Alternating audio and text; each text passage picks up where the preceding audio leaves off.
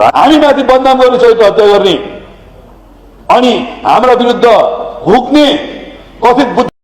आज हामी एउटा निकै चर्चित तर अहिले अलि विवादित राजनीतिक विषयमा कुरा गर्दैछौँ, महेश बस्नेतसँग जोडिएको।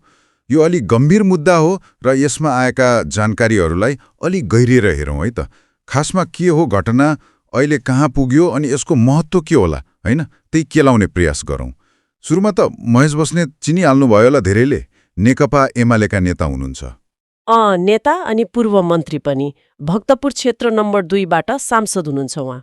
हो, राजनीतिक हिसाबले त उहाँको प्रोफाइल बलियो नै छ। तर अहिले उहाँमाथि एउटा महिलाले निकै नै गम्भीर आरोप लगाएको अवस्था छ।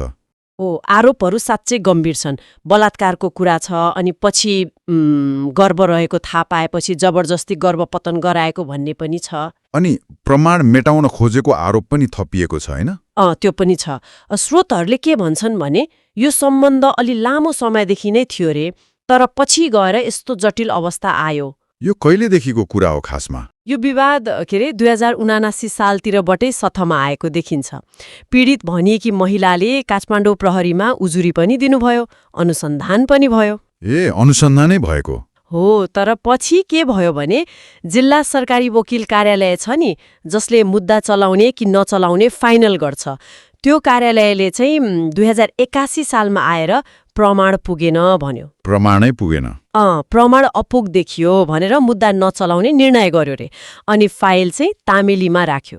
तामेलीमा राख्नु भन्छन् नि, त्यो भनेको के हो ठ्याक्कै? मुद्दा खारेज भएको जस्तै हो? खारेजै त भन्न मिल्दैन।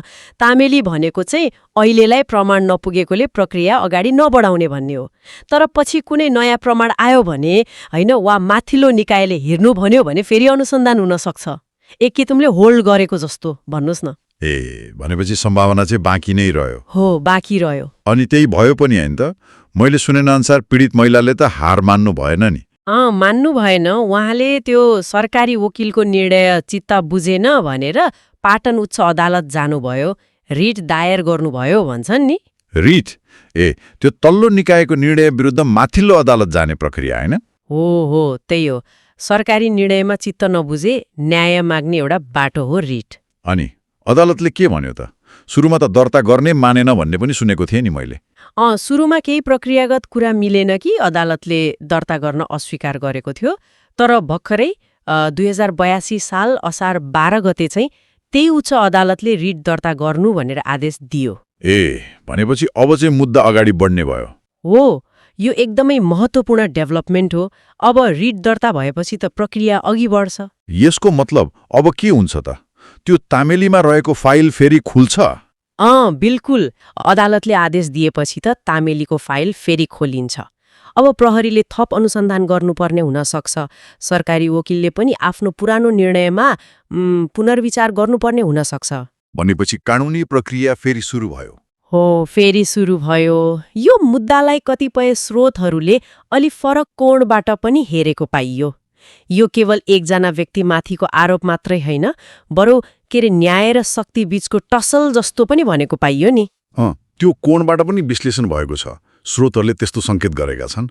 अब यस्तो हाई प्रोफाइल केसहरूमा हैन, जहाँ एक पक्ष निकै शक्तिशाली हुन्छ, त्यहाँ न्याय प्रक्रिया कतिको निष्पक्ष होला भन्ने प्रश्न उठ्छ नै। स्रोतहरूले पनि सायद त्यही देखाउन खोजेको हुन्, पहुँच र प्रभावले न्यायलाई असर गर्छ कि गर्दैन भन्ने कुरा। तर यो स्रोतको विश्लेषण हो है, हामीले निष्कर्ष दिएको होइन। हो, त्यो बुझ्न सकिन्छ। निकै विचार गर्नुपर्ने कुरा हो यो। भनेपछि अन्तमा यो सबै घटनाक्रम हेर्दा एउटा ठूलो प्रश्न त बाँकी नै रह्यो, जुन स्रोतहरूमा पनि देखिएको छ, के सत्य बाहिर आउला त? मुख्य प्रश्न नै त्यही हो। यो अब महेश बस्नेत वा ती महिलाको मात्रै कुरा रहेन, होइन?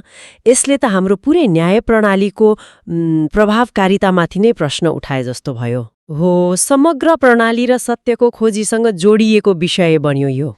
आगामी दिनमा के हुन्छ, कसरी अघि बढ्छ, त्यो हेर्नु निकै चासोको विषय हुने भयो। यसले थप छलफलको लागि पनि ठाउँ छोडेको छ।